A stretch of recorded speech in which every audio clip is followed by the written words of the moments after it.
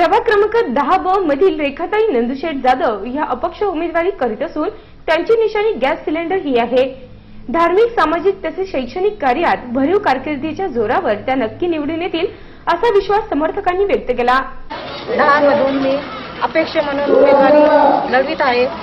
माझी निशाणी gas cylinder. माझं एवढं सांगणं आहे का सगळ्यांनी मला बहुमत मताने विजय करावे। जय हिंद, जय महाराष्ट्र। जनता पूर्णपणे त्यांच्या पाठीशी आहे आणि आम्ही जेव्हा फिरत असताना प्रचंड या मोठा प्रभाग असताना या भागातून संपूर्ण मोठा त्यांना उत्स्फूर्त असा प्रतिसाद आहे।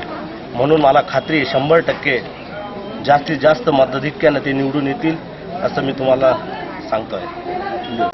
नंदुशेठनी केलेली कार्याची पावती म्हणून त्यावेळेस जनतेने त्यांना निवडून दिलेला आहे। जाधव संकुलचे संस्थापक ते आहे। त्या परिसरामध्ये जवळजवळ 1000 ते 1200 घरं आहेत। त्या परिसरात जनतेच्या सुखदुःखामध्ये सतत ते सहभागी होतात। ज्यावेळेस रेखाताई नंदुशेठ जाधव यांनी आज विश्वासनगर, राधाकृष्णनगर, नवीन पाणी टाकी परिसर, जय हरी चौक आदी परिसरातील नागरिकांच्या भेटी घेऊन संवाद साधला। यावेळी त्यांनी ज्येष्ठांचे आशीर्वादही घेतले।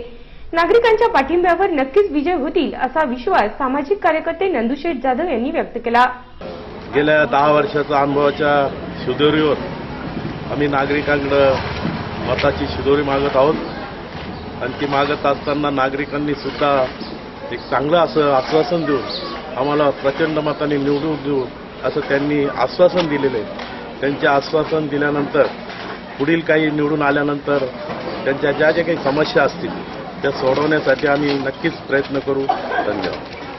दांडगा जनसंपर्क, सामाजिक, शैक्षणिक आणि धार्मिक कार्यामध्ये असणारा पुढाकार यामुळे त्यांच्या प्रचार फेरी प्रसंगी असंख्य समर्थकांसह परिसरातील महिला कार्यकर्ते मोठ्या संख्येने उपस्थित होते।